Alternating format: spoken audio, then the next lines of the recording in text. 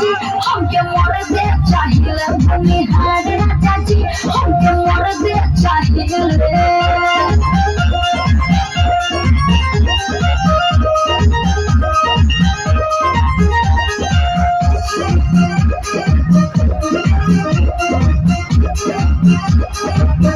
कतनो रहीहन कब्बर शेर उनका आगे सब ढेर चाहे चली कितनो कट्टा खींच दे हम न दुपट्टा